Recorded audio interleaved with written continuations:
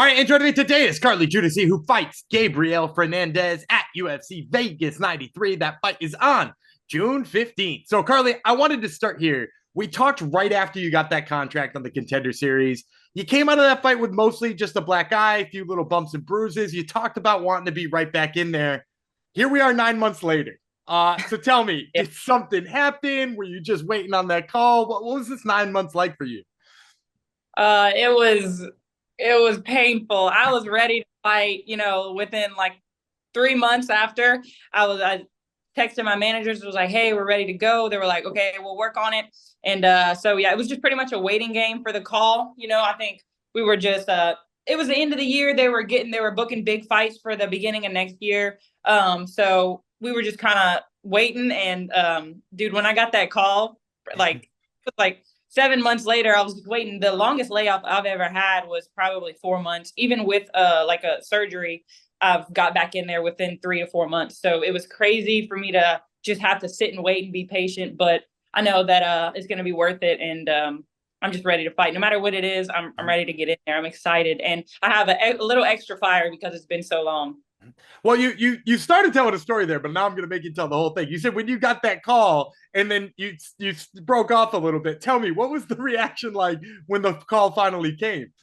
I was eating breakfast when I got the call. I just knew when I saw my manager's phone, my name across my phone, I almost choked on my food. I just knew he was telling me that we finally got to fight because I could feel it coming any day now. And when I got the call, I answered it, and he told me where it was, like what was going on, who we were fighting, and everything. And I was ready. When I got the call, I think it was I forgot what it was. The fight was still 3 months away, so I was kind of like, kind of disappointed that was so far, but so hyped that we had something to work towards, and we had a date.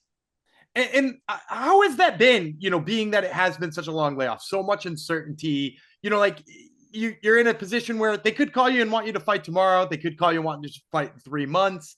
How did you have to feel like you stayed ready for all 9 of those months? Oh yeah, definitely. It was definitely I was nervous. I didn't want another short notice fight. I definitely want to go in there and just show who I am on a full camp and everything. So we definitely had time to, go back to the drawing board, figure out what went wrong in that fight, what I need to fix to get stronger faster. And I can tell a difference totally in just in my physique. I was comparing with my strength and conditioning coach the other day, my weigh-in pictures for Contender Series, and how I look now. In the difference is insane because of the time I've had to prepare. I've been preparing since that fight. I've been preparing to fight, like you said, just in case they called. So I've been fight ready for 4 months now, and I'm ready to go. I'm more ready than I've ever been to get back in that cage, physically, mentally, just everything. I'm ready to bring it. And you said got so much better. Obviously, you didn't win that fight, but it was such a good performance that the Dana White loved it. The kickboxing was insane. Everything looked fairly sharp. What did you feel like needed the most work? You mentioned the strength and conditioning in there. What was it? Just more conditioning? Was there other little things that you felt like you needed to button up?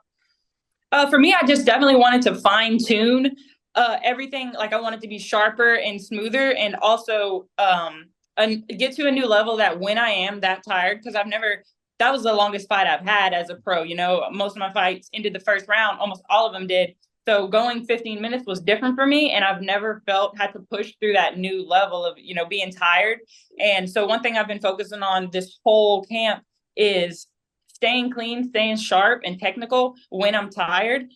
Just if it gets to that point, I'm trying to get a knockout the first round, but if that doesn't happen, because it won't always, I want to be that fighter that can stay clean and stay tight and smooth when I'm tired. So that's the thing that I've been mentally and physically focusing on this whole camp. And I think I've reached a new level, and I'm ready to show it, on June 15th. Well, we're obviously ready to see it too. Now, I want to start talking about that fight, but before I do, I'm a journalist who really enjoys hearing the stories of MMA fighters' nicknames. And look, there's a dozen pit bulls out there. There's 3 dozen hitmen. There's, like we've heard the same ones. There's one crispy, right? I only know one crispy out there in the fight world. So tell me, how did we become crispy Carli Judice? Oh yeah, it's I grew up in a cake shop. You know, me, I have 7 siblings, so all 7 of us, we lived right behind my grandparents' cake shop. And any time of the day, you know, our granny, you know, she'd suck up to us, she'd give us sweets, anything we wanted. I remember having cookies for breakfast as a little kid just because my grandma would give them to me. It didn't matter, you know, if mom wasn't around, I was eating cookies. So moral of that story is I love sweets, and donuts are my go-to. So it's kind of a pun on Krispy Kreme, and I want my fighting style to be crisp and smooth. So it goes both ways. But yeah, that's kind of, it just stuck. And everybody knows I love my sweets. I try to be smooth and fast. So it works perfectly. So now I know you've basically been in fight camp for 9 months at this point in time. So I have to ask, as soon as this fight's over, we're getting right to a donut shop. Is that what's next on the list?